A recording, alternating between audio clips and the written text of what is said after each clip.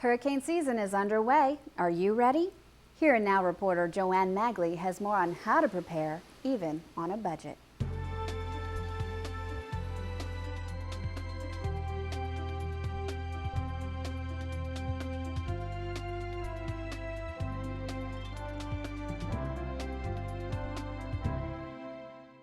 Forecasters are predicting below average activity this hurricane season, with 8 to 12 storms forming in the Atlantic.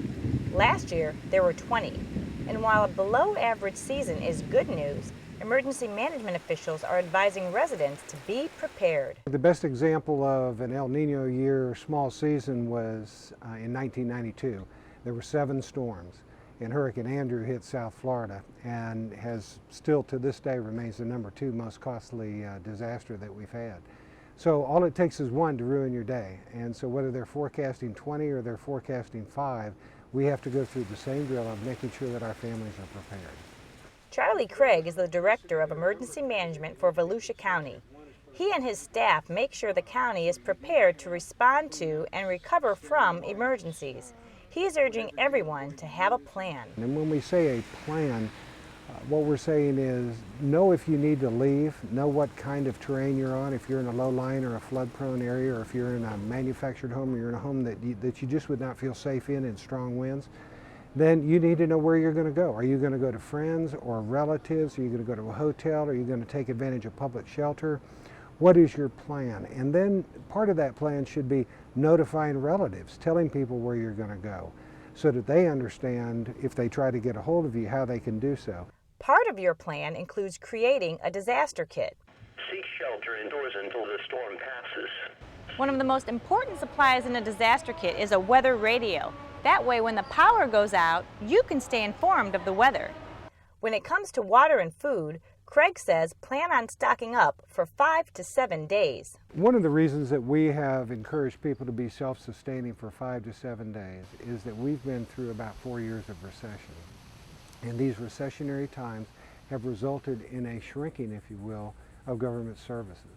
It doesn't mean we're any less prepared, and it doesn't mean we haven't continued to train every year, but what it means is we don't have the numbers of people and we don't have the assets that we had a number of years ago. When it comes to drinking water, you should have 1 gallon of water per person per day and half a gallon per pet per day. For a family of 5 with a dog, that adds up to 27.5 gallons of water for a 5-day supply. To save money, instead of buying gallons of water, you can make your own water bottles by either purchasing food-grade containers or coolers, or by reusing 2-liter soda bottles. If the tap water has been commercially treated from a water utility with chlorine, you do not need to add anything else to the water to keep it clean. If you're using well water or water from a source that is not treated with chlorine, add 2 drops of non-scented liquid household chlorine bleach to the water, and then tightly close the container using the original cap. When it comes to stocking up on non-perishable foods, proteins such as tuna or peanut butter are essential, along with canned beans, snack bars, cereals, and shelf-stable milk.